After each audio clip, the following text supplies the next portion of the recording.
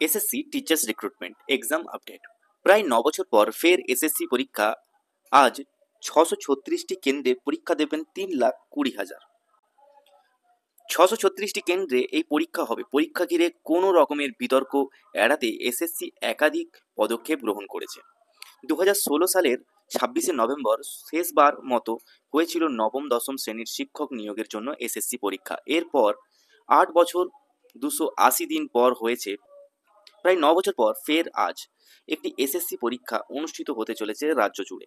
এই পরীক্ষায় ভাগ্য নির্ধারণ হবে ৫,৬৫,০০০ পরীক্ষার্থীর। মোট ৩৫,৭২৬ শূন্য পদে নিয়োগ করা হবে এই পরীক্ষা থেকে।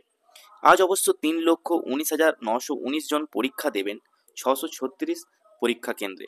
বাকিদের পরীক্ষা ১৪ই সেপ্টেম্বর। আজ দুপুর ১২টা থেকে পরীক্ষা শুরুর কথা। তবে পরীক্ষার্থীদের সকাল ১০টার মধ্যেই পৌঁছে যেতে হবে পরীক্ষা কেন্দ্রে। ১০টার মধ্যে আধার কিংবা ভোটার কার্ড নিয়ে না পৌঁছলে ওই চাকরি প্রার্থীকে পরীক্ষায় বসতে দেওয়া হবে না। পরীক্ষার দিন কড়া নিরাপত্তা থাকবে সব সেন্টারে। এদিকে পরীক্ষা চলাকালীন প্রশ্নপত্রের ছবি তোলা হলে নাকি তা কমিশন জেনে যাবে। প্রশ্নপত্রে সিকিউরিটি ফিচার্স থাকবে।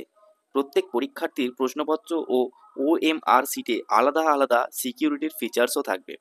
আজ অ্যাডমিট কার্ড ছাড়া কোনোভাবেই পরীক্ষার্থীকে কেন্দ্রে ঢুকতে দেওয়া হবে না।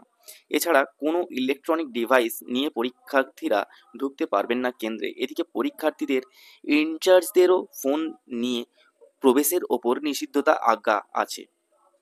এদিকে এই বছর ওএমআর শিট দুটি ভাগে বিভক্ত থাকবে, মূল কপি এবং কার্বন কপি। এর ফলে ফলাফল প্রকাশের পর কোনো বিতর্ক তৈরি হবে না।